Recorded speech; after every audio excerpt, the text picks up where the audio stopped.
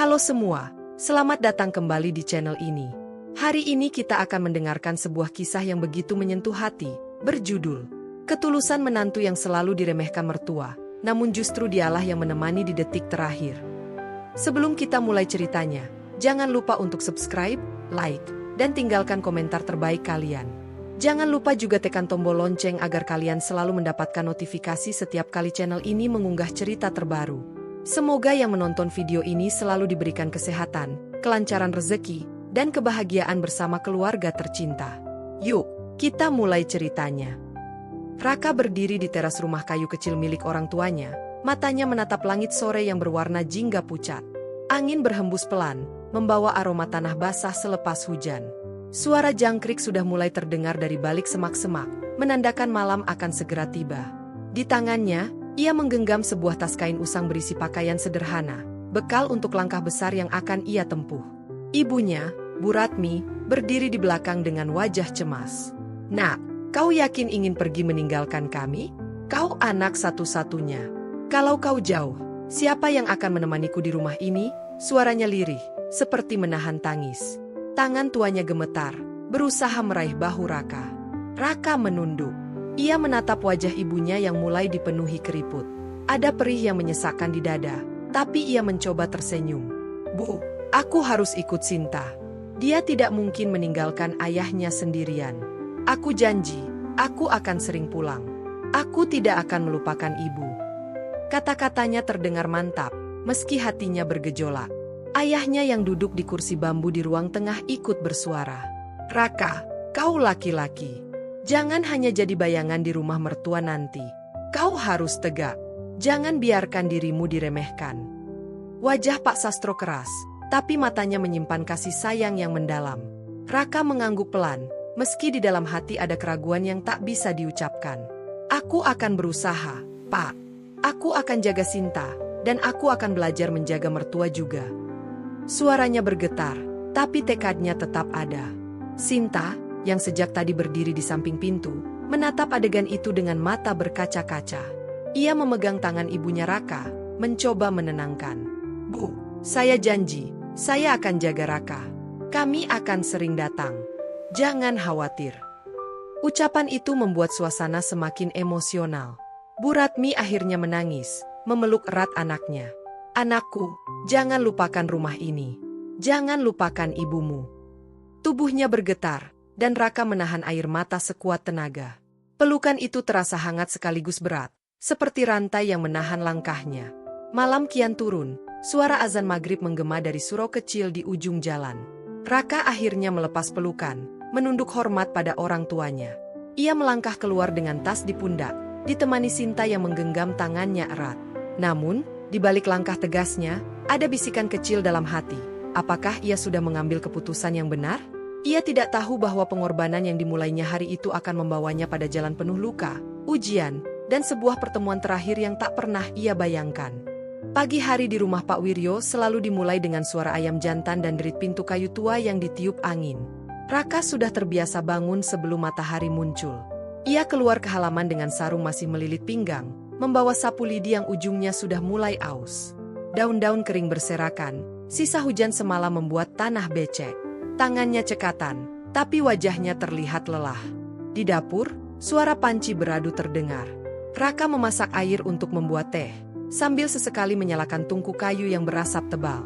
Kalau Sinta bangun, teh sudah siap. "Jangan sampai beliau disuruh bikin lagi," gumamnya pelan. Peluh mengalir di kening meski udara masih dingin. Sinta masuk dengan rambut masih terurai, suaranya pelan tapi penuh khawatir. "Mas, biar aku saja yang masak.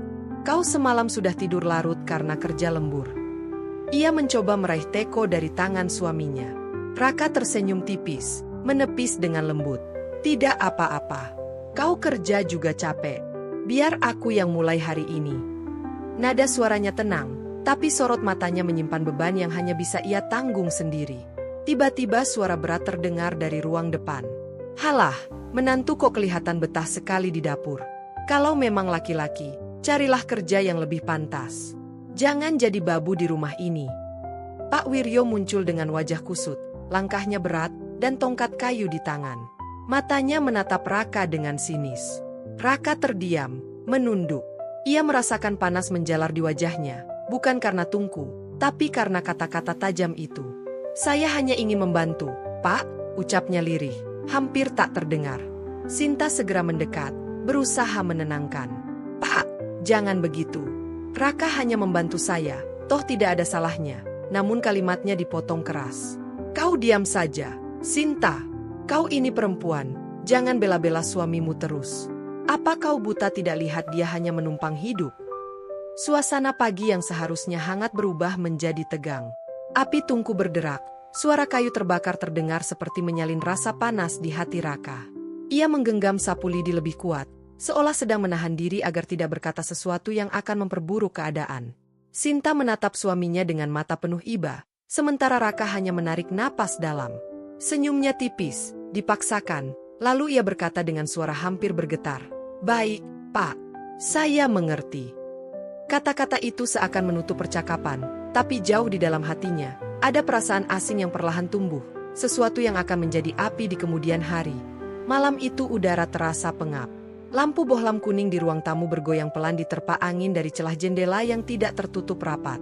Raka duduk di lantai, tangannya sibuk menambal sandal Pak Wiryo yang talinya putus. Jarum besar menembus karet dengan hati-hati. Sementara ia berusaha menahan rasa lelah setelah seharian bekerja di gudang. Suara langkah berat terdengar. Pak Wiryo muncul dari kamar dengan wajah masam, lalu duduk di kursi kayu tua. Ia menatap Raka yang sedang menunduk, bibirnya terangkat miring. Hidup di rumah orang, makan dari dapur orang, tapi kerjaannya cuma memperbaiki sandal butut. Apa itu yang kau sebut tanggung jawab seorang lelaki? Nadanya penuh sindiran, menusuk lebih tajam dari jarum di tangan Raka. Raka berhenti sejenak, menelan ludah. Matanya tetap menunduk, seolah lantai yang kusam lebih menarik daripada menatap wajah mertuanya. Saya hanya ingin membantu, Pak. Biar sandal ini bisa dipakai lagi. Suaranya pelan, nyaris tenggelam oleh suara televisi kecil di sudut ruangan yang menyiarkan berita malam. Pak Wiryo tertawa pendek, getir. Membantu? Ha! Itu alasan orang yang tak punya arah. Kalau kau benar-benar lelaki, buktikan dengan punya rumah sendiri. Jangan bersembunyi di balik punggung istrimu. Sinta yang sejak tadi duduk di dapur ikut masuk, membawa secangkir teh hangat. Matanya langsung memandang Raka dengan rasa iba. Pak, jangan bicara seperti itu. Raka sudah bekerja keras setiap hari. Uang belanja banyak dari hasil dia juga. Ia meletakkan teh di meja dengan tangan gemetar. Namun jawaban yang ia dapat membuatnya terdiam. Kau selalu membelanya, Sinta. Hati-hati, jangan sampai buta hanya karena cinta. Laki-laki kalau hanya bisa makan dari keringat istri, itu bukan suami, itu beban. Kata terakhir itu keluar begitu lambat, namun dampaknya terasa seperti palu yang menghantam dada Raka. Raka menutup matanya sejenak. Nafasnya berat, bahunya naik turun. Ia ingin menjawab, ingin membela dirinya, tapi tenggorokannya kaku. Yang keluar hanya gumaman lirih. Saya akan berusaha, Pak. Saya akan buktikan. Namun kata-katanya tenggelam dalam dinginnya malam yang membungkus rumah itu. Sinta menatap suaminya, matanya basah. Ia ingin memeluk, tapi takut menambah amarah ayahnya. Akhirnya ia hanya berdiri terpaku, menggigit bibir, seolah tubuhnya terikat di tempat. Di luar, suara hujan mulai turun, mengetuk genteng dengan irama monoton. Raka kembali menunduk, melanjutkan menambal sandal dengan tangan bergetar. Jarum menusuk karet lagi, tapi kali ini bukan hanya sandal yang ia tambal, melainkan juga hatinya yang sobek perlahan. Namun dalam diam, sebuah tekad lahir di dadanya. Ia tahu, sindiran itu bukan yang terakhir. Malam ini hanyalah permulaan dari luka-luka lain yang akan datang, luka yang entah sampai kapan mampu ia pendam. Pagi itu matahari baru saja muncul, sinarnya menyusup melalui jendela kaca yang buram. Raka berdiri di halaman dengan tubuh sedikit bungkuk, tangan kanannya memegang sapu, tangan kirinya membawa ember berisi air. Wajahnya pucat karena kurang tidur, lingkaran hitam jelas terlihat di bawah matanya, namun sorotnya tetap tenang. Setiap kali ia menghela napas, ada keteguhan yang aneh, seperti seseorang yang sudah terbiasa menelan pahitnya hidup. Sinta keluar dari rumah sambil merapikan rambutnya. Ia memperhatikan punggung suaminya yang basah oleh keringat, padahal udara masih dingin. Dengan suara pelan ia memanggil, "Mas, tidurlah sebentar lagi. Semalam kau hanya tidur 2 jam. Biarkan aku yang bereskan halaman ini." Raka menoleh, senyumnya tipis tapi matanya jelas menyembunyikan letih. Tidak apa-apa. Aku sudah biasa.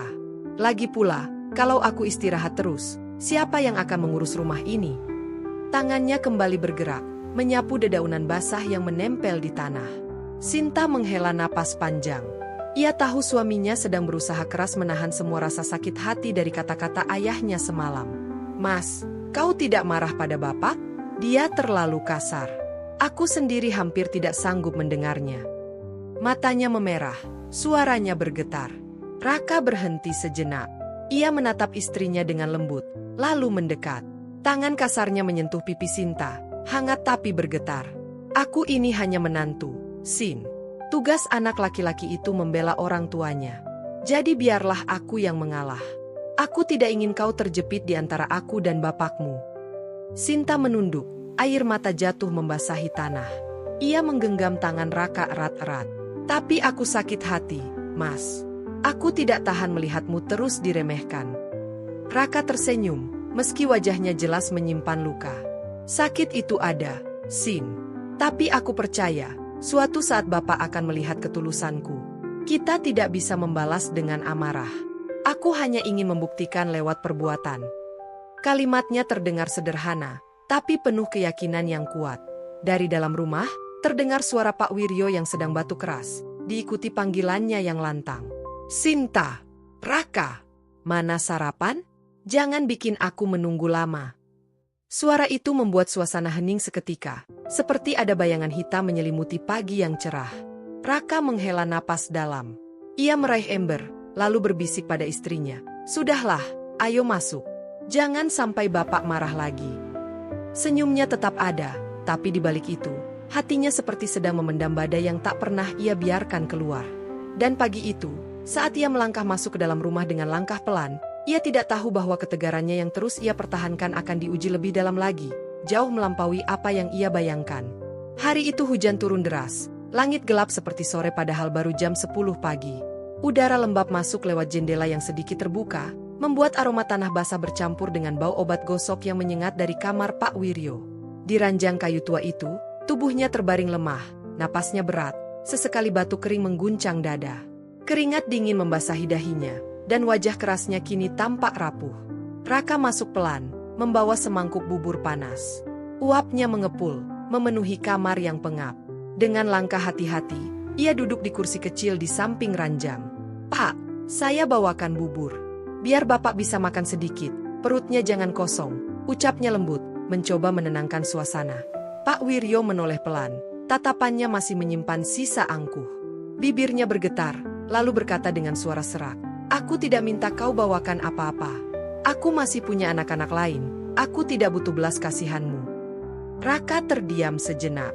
Tangannya menggenggam mangkuk lebih erat. Uap panas menyentuh wajahnya tapi ia tak bergeming. Saya tidak berniat mengasihani, Pak. Saya hanya ingin membantu. Anggap saja ini kewajiban saya tinggal di rumah ini. Suaranya lirih, tapi penuh ketulusan. Sinta yang berdiri di pintu ikut menahan napas. Matanya berkaca-kaca. Ia mencoba masuk dan duduk di tepi ranjang. Pak, jangan begitu. Raka sudah berusaha sebaik mungkin. Kami ingin bapak cepat sembuh. Ia mengusap tangan ayahnya dengan lembut, tapi tangisan tertahan jelas terdengar dari suaranya. Pak Wiryo menggeleng lemah. Sinta, aku tidak butuh dia. Kau anakku, kau yang seharusnya mengurusku, bukan orang luar. Kata-kata itu membuat ruangan seakan semakin sesak. Udara makin berat, dan detik jam dinding terdengar lebih nyaring dari biasanya. Raka menunduk, wajahnya menegang, tapi ia berusaha tetap tenang. Tangannya perlahan meraih sendok, mengambil bubur sedikit, lalu berkata pelan, Bapak, makanlah. Tidak usah pikir siapa yang menyuapi. Anggap saja ini makanan yang Sinta buat. Ia mencoba menyuapkan, meski tangannya gemetar. Pak Wiryo sempat menoleh dengan tatapan penuh penolakan, tapi akhirnya mulutnya terbuka sedikit. Bubur masuk. Sejenak suasana hening, hanya terdengar hujan di luar yang menghantam atap. Namun ketika suapan berikutnya diberikan, Pak Wiryo mendengus kasar. Jangan berpikir kau bisa mengambil hati tua ini. Aku tidak akan pernah menganggapmu anak. Sendok di tangan Raka berhenti. Matanya berkaca-kaca, tapi ia memaksa tersenyum tipis. Saya tidak pernah minta dianggap anak, Pak. Saya hanya ingin melakukan yang benar. Itu saja. Suaranya nyaris bergetar, tapi penuh keteguhan. Sinta menutup wajah dengan kedua tangannya. Air mata akhirnya jatuh. Suasana kamar dipenuhi suara hujan, tangisan tertahan, dan batuk parau yang semakin sering terdengar. Dan di tengah semua itu, ada ketegangan yang menggantung, seolah ada sesuatu yang lebih besar akan segera terjadi, sesuatu yang akan menguji hati semua orang di rumah itu. Sore itu langit di luar jendela berwarna kelabu, suara hujan sudah mereda tetapi masih menyisakan tetesan air yang jatuh dari genteng ke tanah, menimbulkan bunyi tik-tik. Berulang. Di dalam kamar, udara begitu pengap, bercampur aroma minyak kayu putih dan obat-obatan. Raka duduk di kursi kecil di samping ranjang, menatap mangkuk bubur yang hampir kosong. Wajahnya pucat, rambutnya basah oleh keringat karena baru saja ia membantu Pak Wiryo makan dengan penuh kesabaran. Namun tiba-tiba, Pak Wiryo menoleh dengan tatapan tajam. Bibirnya bergetar, lalu keluar kata-kata yang membuat dada Raka terasa ditusuk. Aku tak butuh belas kasihanmu. Kau bukan anakku. Jangan kira dengan menyuapiku, kau bisa mendapatkan tempat di hati ini. Suaranya parau, tapi nadanya masih penuh kesombongan yang tidak pernah pudar. Raka terdiam. Tangan yang memegang sendok beku di udara, lalu perlahan diletakkannya di atas mangkuk. Ia menunduk, berusaha menahan sesuatu yang mendesak di dadanya. Saya tidak pernah berniat mencari tempat, Pak. Saya hanya ingin berbakti, sebisanya. Apa salahnya kalau saya menjaga Bapak? Suaranya pelan, hampir putus di tengah kalimat. Pak Wiryo mendengus kasar, tubuhnya bergetar karena batuk, tetapi matanya tetap menatap sinis. Berbakti? Hanya anak kandung yang bisa berbakti. Kau orang asing. Aku tidak butuh dirimu. Di ambang pintu, Sinta tak tahan lagi. Ia masuk, duduk di tepi ranjang sambil menggenggam tangan ayahnya. Air mata jatuh membasahi punggung tangannya. Pak, kenapa terus berkata begitu? Raka sudah melakukan semuanya. Dia yang menyuapi Bapak, dia yang berjaga semalaman. Aku sendiri sering jatuh sakit karena terlalu lelah, dan Raka yang menggantikan. Bukankah Bapak bisa melihat itu? Wajah Pak Wiryo sedikit melembut, tapi hanya sesaat. Kau anakku, Sinta. Kau memang berkewajiban. Tapi dia, tidak ada darahku mengalir di tubuhnya. Apa yang dia lakukan bukan karena cinta, tapi karena tidak punya pilihan. Kata-kata itu membuat Sinta menutup mulutnya dengan tangan, terisak keras. Raka menatap istrinya, matanya basah tapi senyumnya tipis. Ia meraih tangan Sinta, menepuk lembut punggungnya. Sudahlah, jangan menangis. Biarkan saja. Aku mengerti perasaan Bapak. Kemudian ia menoleh ke arah mertuanya, menatap dengan tatapan tulus meski ada luka yang jelas. Saya tidak ingin menggantikan anak-anak Bapak. Saya hanya ingin berada di sisi orang tua yang membutuhkan. Pak Wiryo menutup mata, wajahnya menegang, napasnya tersengal. Hening memenuhi ruangan. Hanya suara jam dinding yang berdetak keras, seolah menghitung waktu yang tersisa. Dan di tengah keheningan itu, Sinta tiba-tiba berkata dengan suara bergetar, Pak, kalau suatu hari nanti, Bapak benar-benar butuh seseorang di detik terakhir, apakah Bapak masih akan menolak Raka? Pertanyaan itu menggantung di udara. Tak ada jawaban segera. Pak Wiryo hanya terdiam, wajahnya mengeras, sementara Raka menatap lantai, dadanya berdegup kencang, seolah ia juga menunggu jawaban yang tak tahu apakah akan datang atau tidak. Malam turun perlahan, menyelimuti rumah tua itu dengan keheningan yang menusuk. Lampu bohlam di kamar Pak Wiryo meredup, cahayanya bergetar seolah bisa padam kapan saja. Dari luar jendela, suara angin malam masuk membawa hawa dingin yang menusuk tulang. Sesekali terdengar suara anjing menggonggong jauh di ujung kampung, lalu sunyi kembali. Di ruangan itu, hanya ada napas berat Pak Wiryo yang terdengar putus-putus, membuat jantung siapapun yang mendengar ikut tercekik. Raka duduk di kursi, tubuhnya sedikit condong ke depan, kedua tangannya menggenggam tangan mertuanya yang terasa dingin seperti batu basah. Ia menatap wajah Pak Wiryo yang pucat, mata tuanya kadang terbuka sebentar lalu terpejam lagi, bibirnya bergetar seperti ingin berkata sesuatu tapi tak sanggup. Bapak, bertahanlah. Jangan tidur terlalu lama. Sinta sedang menelepon adik-adiknya. Mereka pasti segera datang. Suara Raka lirih, seperti berbicara pada dirinya sendiri. Pak Wiryo membuka mata pelan, menatap sekilas ke arah Raka. Ada kilatan samar di matanya, entah penyesalan, entah amarah yang belum padam. Tubuhnya bergetar kecil karena sesak napas, membuat selimut tipis di atasnya ikut bergoyang. Aku hanya ingin. Sinta, katanya terputus. Batu keras membuat dadanya naik turun tak teratur. Raka segera meraih segelas air di meja, menempelkan ke bibir mertuanya, namun ditolak dengan lemah. Ia menghela napas panjang, lalu menunduk. Pak, jangan paksa bicara. Simpan tenaga. Saya akan tetap di sini, apapun yang terjadi. Suaranya tenang, tapi matanya berkaca-kaca. Sinta berlari masuk, wajahnya panik, rambutnya berantakan. Mas, aku sudah hubungi adik-adikku, tapi mereka bilang masih sibuk. Ada yang di luar kota, ada yang bilang tidak bisa cepat-cepat pulang. Suaranya gemetar, tubuhnya limbung. Ia meraih bahu Raka, matanya penuh kecemasan. Bagaimana kalau Bapak? Bagaimana kalau malam ini? Ucapannya terhenti, tak sanggup melanjutkan. Raka meraih tangan istrinya, menggenggam kuat seolah menyalurkan kekuatan. Tenang, Sin. Kita bersama di sini. Kalaupun waktunya tiba, Bapak tidak akan sendirian. Aku akan menemaninya. Sinta menatap suaminya lama, matanya berkaca, hatinya bergejolak. Ia tahu betapa sakitnya Raka mendengar penolakan demi penolakan dari ayahnya, tapi justru ia yang sekarang paling kuat berdiri di samping orang tua yang tak pernah mengakuinya. Pak Wiryo membuka matanya lagi, kali ini lebih lama. Ia melihat Sinta menangis di samping ranjang, lalu menoleh pelan ke arah Raka yang masih menggenggam tangannya erat. Bibirnya bergerak, suara seraknya pecah. Kenapa? Masih di sini? Bukankah aku sudah usir berkali-kali? Raka menggeleng pelan, air mata akhirnya jatuh di pipinya. Karena Bapak adalah orang tua dari perempuan yang paling aku cintai. Kalau aku pergi, siapa yang akan menjaganya? Dan siapa yang akan menjaga Bapak malam ini? Kalimat itu mengalir deras, penuh ketulusan yang tak bisa disangkal. Ruangan kembali hening, hanya detak jam dinding yang terdengar, seolah menghitung detik-detik terakhir. Sinta menunduk, bahunya berguncang karena tangis. Raka menggenggam tangan Pak Wiryo lebih erat, seakan takut kehilangan pegangan. Dan malam yang sunyi itu seakan menahan napas bersama mereka, menunggu sesuatu yang akan pecah kapan saja. Sesuatu yang tak seorang pun di ruangan itu siap menghadapinya.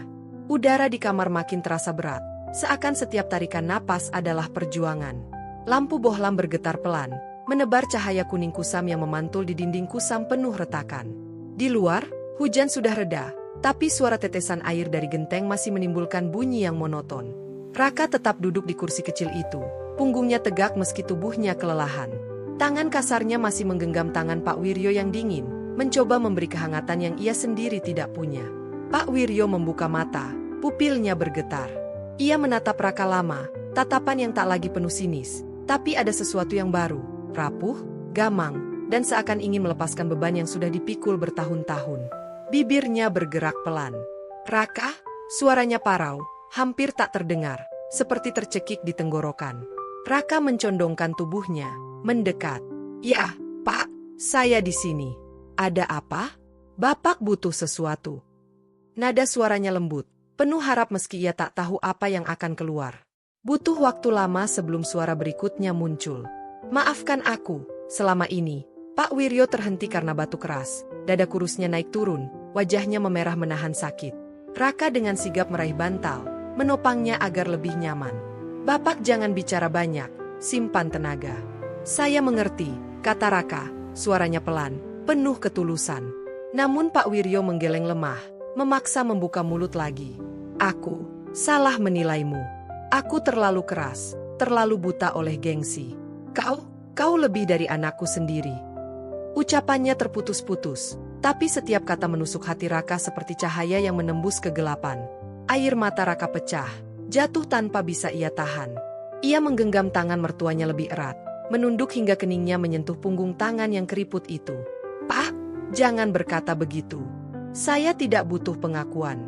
Cukup tahu Bapak melihat ketulusan saya, itu sudah lebih dari cukup. Sinta yang sejak tadi menangis di pojok ranjang kini menutup mulutnya, terisak keras. Pak, akhirnya Bapak mau mengakui Raka, katanya, suaranya patah-patah. Ia meraih tangan ayahnya dengan yang satu, tangan suaminya dengan yang lain, menyatukan keduanya di pangkuannya. Pak Wiryo menatap keduanya dengan mata berair. Jaga istrimu, Raka. Jaga keluargaku, seolah keluargamu sendiri. Suaranya melemah, nyaris hilang. Raka menunduk, air matanya terus mengalir. Saya janji, Pak. Selama saya masih hidup, saya akan jaga mereka. Saya tidak akan tinggalkan. Hening merambat, hanya terdengar suara napas Pak Wiryo yang makin pendek dan tersengal. Tangannya perlahan melemah dalam genggaman Raka, wajahnya pucat, bibirnya bergerak seperti ingin bicara lagi, namun suaranya tak kunjung keluar. Dan di saat itu, ruangan seolah berhenti bernapas bersama mereka. Raka menatap wajah mertuanya lekat-lekat, bertanya-tanya dalam hati, apakah itu sudah kata-kata terakhirnya, atau masih ada sesuatu yang belum sempat terucap? Detik-detik terasa berjalan begitu lambat. Jarum jam di dinding berdetak pelan, tapi bagi Raka dan Sinta, suara itu seperti genderang yang semakin keras, memukul dada mereka. Di ranjang kayu yang berderit lemah, tubuh Pak Wiryo makin dingin. Dadanya naik turun tak beraturan. Setiap tarikan napas terdengar seperti perjuangan terakhir seorang prajurit yang enggan menyerah pada kekalahan. Sinta menggenggam lengan ayahnya dengan kedua tangan. Pak, jangan tinggalkan aku. Aku masih butuh Bapak. Suaranya pecah. Air mata mengalir deras hingga membasahi selimut. Wajahnya penuh ketakutan, seperti anak kecil yang kehilangan pegangan. Ia mengguncang-guncang tubuh ayahnya pelan, seolah dengan itu bisa mengusir maut yang mulai mendekat. Pak Wiryo membuka mata sekali lagi. Tatapannya kabur tapi jelas mengarah ke anak perempuannya. Dengan sisa tenaga, ia mengangkat tangannya yang gemetar, menyentuh pipi Sinta. Nak, jangan menangis. Kau kuat, lebih kuat dari yang kau kira, bisiknya. Jari-jarinya yang dingin menyapu air mata putrinya, membuat Sinta menangis makin keras. Raka, yang sejak tadi duduk mematung, akhirnya tak sanggup lagi menahan dirinya. Ia merunduk, lalu memeluk tubuh mertuanya erat-erat, meski tubuh itu sudah begitu lemah. Pak, izinkan saya memeluk Bapak, meski hanya sekali saja, meski hanya malam ini, ucapnya dengan suara bergetar. Air matanya membasahi bahu kain lusuh yang menutupi dada Pak Wiryo. Tak ada penolakan. Justru Pak Wiryo mengangkat tangannya perlahan, meski gemetar hebat, lalu menepuk punggung Raka pelan. Ketukan itu lemah, tapi terasa seperti pukulan yang dalam, penuh makna. Kau benar-benar anakku. Raka, suaranya parau, hampir terputus oleh sesak. Pelukan itu menjadi saksi kehangatan yang tak pernah mereka miliki selama bertahun-tahun. Sinta ikut mendekap dari samping, tubuhnya bergetar oleh tangis. Untuk pertama kalinya, mereka bertiga berada dalam satu pelukan yang nyata, bukan karena kewajiban, bukan karena keterpaksaan, tapi karena cinta yang akhirnya terucap di ambang kepergian.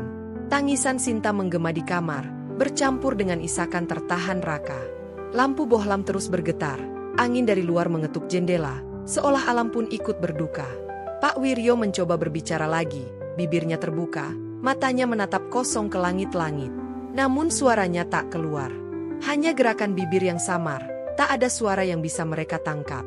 Pak, apa yang Bapak katakan? Tolong ucapkan lagi, saya tidak dengar. Raka panik, suaranya bergetar, mengguncang tubuh mertuanya ringan. Pak, jangan pergi dulu. Tangan Pak Wiryo terjatuh lemah dari punggung Raka, matanya terpejam, napasnya tersengal lalu terhenti sebentar. Suasana kamar mendadak sangat sunyi.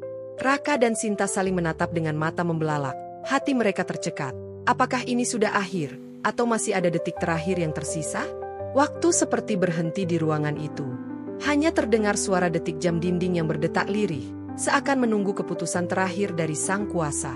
Raka masih menggenggam tangan mertuanya erat-erat, sementara Sinta menempelkan telinganya di dada sang ayah, mencari tanda kehidupan yang makin samar. Udara malam masuk lewat celah jendela, dingin menusuk, membawa aroma tanah basah selepas hujan, seolah ikut memberi pertanda bahwa sebuah akhir sedang mendekat. Kemudian, perlahan, napas Pak Wiryo kembali terdengar, meski begitu tipis, seperti helaan angin yang hampir padam. Matanya terbuka sekali lagi, menatap keduanya dengan sorot mata yang berbeda, tidak lagi sinis, tidak lagi penuh gengsi, tapi lembut, rapuh, dan penuh kasih yang selama ini terkubur. Bibirnya bergerak pelan. Raka, maafkan aku, terima kasih. Sudah jaga Sinta. Raka menunduk, air matanya jatuh tanpa henti. Ia menggenggam tangan mertuanya makin erat, seolah tak mau melepaskan. Pak, saya sudah lama memaafkan Bapak. Saya tidak pernah menyimpan dendam. Saya hanya ingin Bapak percaya bahwa saya sungguh-sungguh mencintai anak Bapak. Itu saja. Suaranya pecah, namun penuh ketulusan yang membanjir di setiap kata. Sinta terisak keras, memeluk ayahnya. "Pak, jangan tinggalkan aku belum siap, aku masih ingin bersama Bapak." Tubuhnya berguncang, pelukannya semakin kencang, seolah bisa menahan jiwa yang hendak pergi. Pak Wiryo mengangkat tangannya perlahan, gemetar, lalu menyentuh rambut Sinta. "Nak, kau sudah dewasa. Kau tidak sendiri. Ada Raka, dia akan menjagamu lebih baik daripada aku." Senyum samar muncul di wajahnya yang pucat, senyum yang tak pernah ditunjukkan pada menantunya sebelumnya. Dengan sisa tenaga, ia menggenggam tangan Raka dan Sinta, menyatukannya di atas dadanya. "Hiduplah dengan saling mencinta, jangan ulangi kesalahanku, jangan biarkan gengsi merusak keluarga." Suaranya melemah, kalimatnya terputus-putus, namun maknanya menembus jauh ke hati keduanya. Lalu, napas panjang terdengar sekali lagi. Setelah itu, senyap, tubuh Pak Wiryo terkulai tenang, tangannya jatuh pelan di atas ranjang, matanya terpejam, bibirnya masih menyimpan senyum tipis. Seolah ia pergi dengan membawa kedamaian yang baru pertama kali benar-benar ia rasakan. Tangisan pecah di ruangan itu. Sinta menjerit memanggil ayahnya, sementara Raka hanya menunduk, air matanya jatuh tanpa suara. Ia meraih tubuh mertuanya, menutup matanya dengan tangan bergetar. "Selamat jalan, Pak. Terima kasih, akhirnya Bapak percaya." Di luar kamar, angin malam bertiup lembut, membawa suara gemerisik pohon bambu. Seakan alam ikut mendoakan kepergian seorang ayah yang terlambat menyadari cintanya, namun tidak terlambat untuk mengucapkan kata terakhir yang dinanti. Dan di dalam rumah itu, meski duka menyelimuti, sebuah luka lama akhirnya menemukan obatnya. Raka dan Sinta berpelukan erat, saling menguatkan, dengan janji dalam hati untuk menjaga satu sama lain. Kini, meski kehilangan, mereka tahu, cinta yang lahir dari keikhlasan akan terus hidup, bahkan setelah nafas terakhir terhenti. Terima kasih banyak sudah menonton cerita ini sampai selesai. Semoga kisah ini bisa menjadi pelajaran berharga tentang arti ketulusan, kesabaran, dan cinta dalam keluarga. Jangan lupa untuk subscribe, like, komen, dan bagikan video ini agar semakin banyak orang yang bisa mengambil hikmah dari cerita ini. Sampai jumpa di cerita berikutnya. Semoga kalian semua selalu dilimpahkan kesehatan, rezeki yang berkah, dan kebahagiaan tanpa henti. Wassalamualaikum warahmatullahi wabarakatuh.